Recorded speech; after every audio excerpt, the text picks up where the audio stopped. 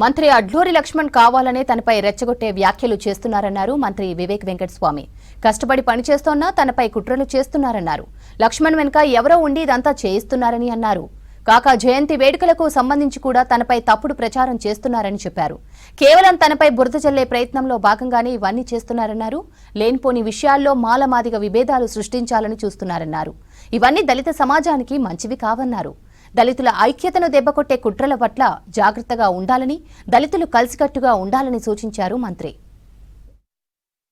Chevella Congress party resolution ఏదైతే ఉందో 18% reservation చేయాలని చెప్పి వాళ్ళందరూ కూడా ఇదే డిమాండ్ చేయడం జరిగింది. నేను కూడా వారికి చెప్పినాను.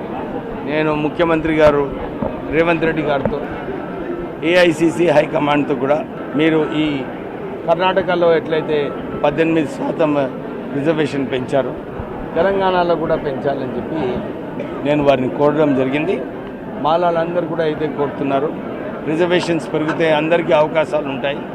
రోస్టర్ సిస్టమ్ కూడా కొత్తగా ఏదైతే బీసీ కులగణన చేసినారో దాని ప్రకారంగా చేయండి, అందరికీ న్యాయం అవుతుందని చెప్పి వారు కోరడం జరిగింది. ఎందుకంటే సుప్రీంకోర్టు కూడా ఎంపిరికల్ డేటా బేసిస్ పైన రోస్టరు, కేటగరైజేషన్ అన్నీ కూడా ఎంపిరికల్ డేటా పైన చేయమన్నారు. మళ్ళీ ఒకసారి రోస్టర్ సిస్టమ్ వలన మాలాల ఆందోళన ఏదైతే ఉందో దాన్ని దూరం చేసే అవసరం ఉంది.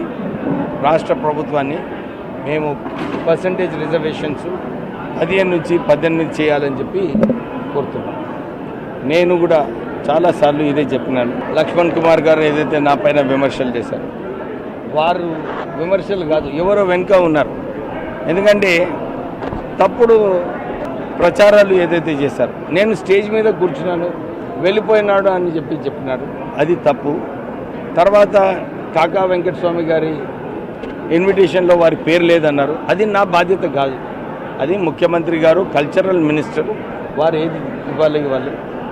అదే ఒక మంత్రి శ్రీధర్ బాబు గారి ఫాదర్ కూడా ఇదే సేమ్ ఉన్నది, దాంట్లో ఎవరి పేర్లు లేవు. అయితే కేవలము నా పైన ఏదో ఒకటి బురద జల్లాలని చెప్పి ఏదైతే ప్రయత్నం జరుగుతుందో నేను అదే కోరుతున్నాను. దళితులు అందరూ కూడా ఐక్యంగా ఉండాలి. మీరు ఈ చిన్న చిన్న విషయాలు, ఏదో విషయం లేని విషయం క్రియేట్ చేయడము, దాంట్లో మాలామాదిగా అని చెప్పి ఒక విభేదాలు తీసుకురావడము, ఇది దళిత కమ్యూనిటీకి మంచిది కాదు. అందరు కలిసి ఉన్నప్పుడే, ఐక్యంగా ఉన్నప్పుడే, ఎందుకంటే గవర్నమెంట్లో చూస్తున్నాం చాలా రిప్రజెంటేషన్స్ వస్తున్నాయి.